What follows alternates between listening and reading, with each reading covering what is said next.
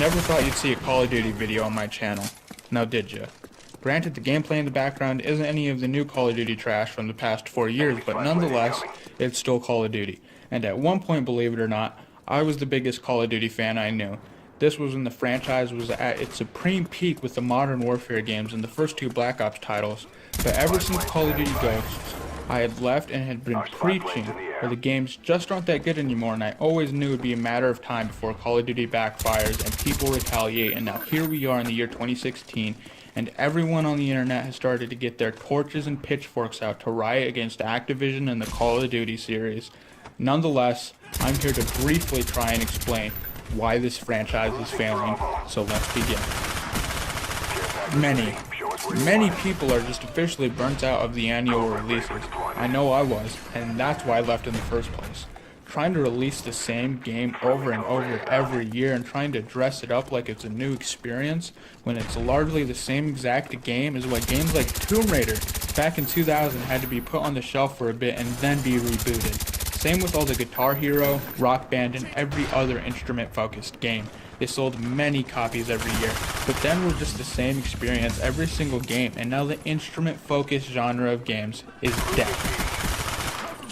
A lot of people want to blame the current failure of Call of Duty Infinite Warfare on lag, bad spawns, horrible hit detection, and shitty netcode. But those problems have persisted in the Call of Duty series for ages now.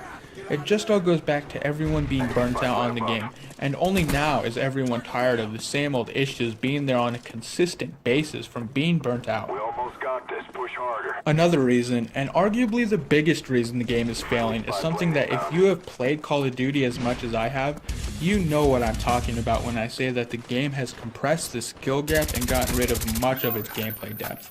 Over the years, Call of Duty has taken away much of its depth and gameplay and sacrificed it to compress the skill gap in order to make the game easier without much skill needed to play the game, thus retaining a lot of those cowardly casual gamers who don't want to have to learn how to get better at any other game with depth in its gameplay.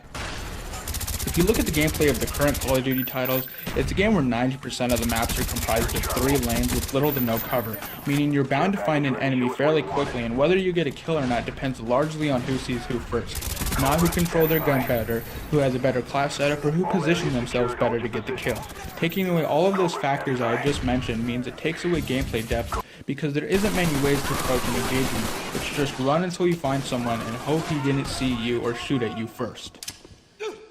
Submachine guns with high rates of fire that can shoot at far distances with hardly any recoil and get kills like their assault rifles, having maps like Frontier and Infinite Warfare where it's large open corridors with little to no cover or any way to have a position advantage on the enemy, and having perks and kill streaks that are insanely simple to use. It's pretty much just pressing a button and getting a guaranteed kill. Things like that and many other casual elements that have been added to Call of Duty is what makes the game easier to manage, thus compressing the skill gap and taking away lots of its gameplay depth that otherwise, if we're in the game, players with skill would take advantage of, making it to where the elite players could dominate people new to the game, and that would lead to those casual little baby dicks not purchasing or playing your game because they don't want to feel like a noob and aren't willing to learn how to get better at the game. The Call of Duty community is largely made up of cancerous and lazy gamers who play a game like Call of Duty because the skill gap is extremely compressed to the point where there isn't even one to begin with from what it seems like, because anybody can just pick up and do well their first time, and that's how they get a lot of those kids, casual gamers, and just general morons to buy their game.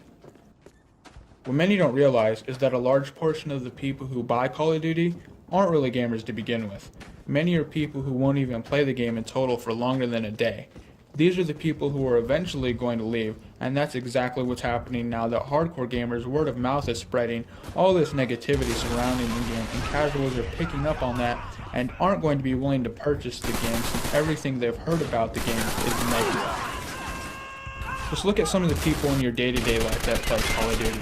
A lot of the people in my life who usually play are people with little to no skill, people who really don't know anything about video games, people who just casually play the game, and people who are a fairly young age. I can't even count on my hands and feet how many girls have tried to impress me by saying they too play video games, only to find out they play Call of Duty and really don't even play them that much in the first place. All of these factors, such as the many people who are tired of Call of Duty, some of the issues that have persisted in the game for years, the lack of any gameplay depth and the compression of the skill gap, the cancerous Call of Duty community and the casuals who won't even purchase the game as soon as they hear something negative, all of those blended into one melting pot is why Call of Duty is in the failing state it's currently in. There are many other layers to the current state of Call of Duty, some best saved for their own individual videos, but I figured I'd try to explain in brief the many factors working against the Call of Duty series at this point. I know this isn't my last video of Call of Duty on my channel. I plan on covering all of these different factors in their own videos sometime down the line, and I'll eventually make a video shining the Call of Duty series in a more positive light, and share some old stories from when I was a Call of Duty player back in the day. But for now, I hope you guys enjoyed the video, and don't forget to like, favorite, and subscribe. And my question of the video is, what aspect of Call of Duty do you enjoy the most and dislike the most? As always, my name's Diego, and you guys have a good one.